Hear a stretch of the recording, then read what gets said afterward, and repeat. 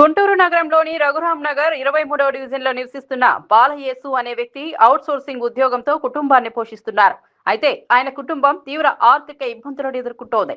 ఆయన నలుగురు పిల్లల్లో ఒకరు బ్రెయిన్ సమస్యతో బాధపడుతూ మంచానికే పరిమితమయ్యారు. వైద్య చికిత్సలు, దైనందిన ఖర్చులు భరించలేక కుటుంబం కష్టాల్లో ఉందని స్థానికులు తెలిపారు. అందరికీ నమస్కారం అండి. ఈరోజు గుంటూరు పశ్చిమ నియోజకవర్గం ఎమ్మెల్యే గల్లా మాధవి గారు అసెంబ్లీలో అవుట్ సోర్సింగ్ గురించి ఒక సందర్భంలో మాట్లాడారు. ఏదైతే విషయం మాట్లాడారో దానికి మా మహిళలందరినీ ధన్యవాదాలు తెలియజేస్తున్నాము, అభినందిస్తున్నాము. గుంటూరు పశ్చిమ నియోజకవర్గం 23వ డివిజన్ నుంచి 164వ బూత్ ఇన్ఛార్జి నేను. మా బూత్ నుంచి అరవపల్లి లక్ష్మి గారని ఒక అవుట్ సోర్సింగ్ ఎంప్లాయీ భార్య అమ్మాయి, వాళ్ళకి 12,000 శాలరీ వస్తుంది. 10వ నెల 2005 సంవత్సరంలో అంటే 10వ నెల నేను ఆ సమస్యని గల్లా మాధవి గారి దృష్టికి తీసుకెళ్ళాను. మేడం స్పందించి మా గురించి ఆలోచించి, ఆ కుటుంబం గురించి ఆలోచించి ఇది తప్పకుండా నేను మీకు సహాయం చేస్తానని చెప్పారు.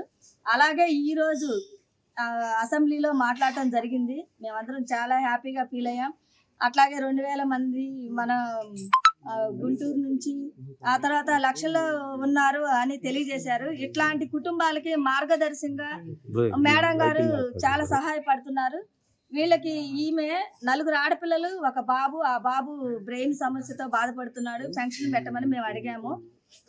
పేరుకి గవర్నమెంట్ ఎంప్లాయీ అయినా కూడా ఆమె 4 ఆడపిల్లలతో సతమతం అవుతూ ఇళ్లలో పని చేసుకుంటూ, ప్రభుత్వ పథకాలు అందక, ఇల్లు లేక, ఏది కూడా ఆవిడకి టిక్కో ఇల్లు కానీ ఏ అయినా సరే ఆవిడకి అయితే అర్హత లేకుండా అయిపోతా ఉంది ఎంప్లాయీ అవ్వటం వల్ల. ఇలాంటి సమస్యని మేడం అసెంబ్లీలో ఇట్లా మా డివిజన్ నుంచి, నా బూత్ నుంచి ఒక సమస్యను తీసుకెళ్లారంటే చాలా గర్వంగా ఉంది. మా సమస్యని పిల్లోడికి పింఛన్ గురించి మీ అసెంబ్లీ దాకా వెళ్ళి మాట్లాడారు మేడం. మీకు ఎంతో ధన్యవాదాలు మేడం.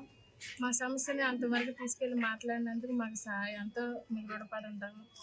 పిల్లోడు పింఛన్ వస్తే మాకు ఎంతో సాయం చేసిన వాళ్ళు అవుతారు మేడం.